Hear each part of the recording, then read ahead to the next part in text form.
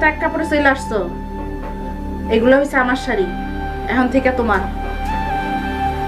হাত মুখ ধুয়ে আসা এখান থেকে একটা শাড়ি পরে নাও। থাক থাক হয়েছে, আর সালাম লাগবো না। বাড়িতে এসে পুরানা হয়ে গেল, এখন মনে পড়ছে সালামের কথা। আম্মা তখন ভয়ে মনে আসছিল না। তোমাকে মনে আবার ভয় ডর আছে নাকি? মুরব্বী মানুষেরা যদি তোমরা ভয়ই পাইতা আর সম্মানই করতা, তাহলে তো আর এমন একটা কাজ করতে পারতা না। বাপ মায় কত কষ্ট করে পোলাপান মানুষ করে, আর সেই পোলাপান বড় হইয়া থাক। তোমারে কয়া কি লাভ? বড় বদমাইশ তো হইছে আমারটা। আম্মা পলাশরে কি বাড়ি ঢুকতে দিবেন না?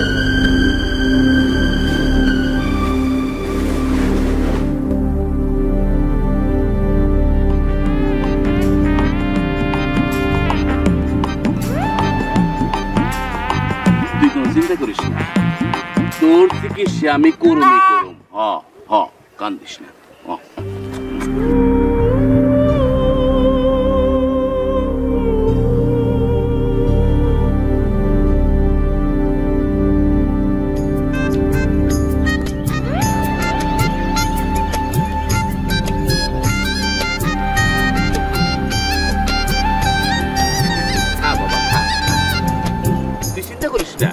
তোর চিকিৎসা আমি করুমই করুম।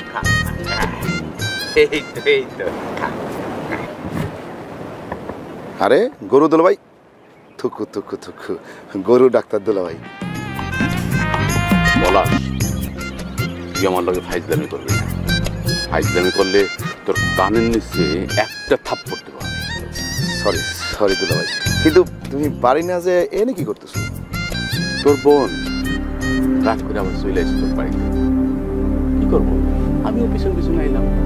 এখানে আর পর দেখি কি এই ছাগলটা ব্যা ব্যা করতেছে। পরীক্ষা করে দেখি ওর জটিল রোগ হয়েছে। ভাবলাম ছাগলটা নিয়ে তোর বাড়িতে যাই, বাড়িতে নিয়ে সুন্দর মতন চিকিৎসা করি। সেই মোতাবেক তোর আপার একটা ফোন দিলাম। তোর আপায় কি করে জানোস? তোর আপায় কইলো ছাগল তো দূরের কথা, তোমার সদ্যে আমি জাটা ফিটা করবো, তোমার বাড়িতে আসো। আচ্ছা তুমি কপাল আস, তোর আপা কি কাজটা ঠিক করছে? না দুলাভাই, আপাতত কাজটা একদম ঠিক করে নাই। দুলাভাই আমি তো একটা কাজ ঘটে। কি ঘটনা? বিয়া।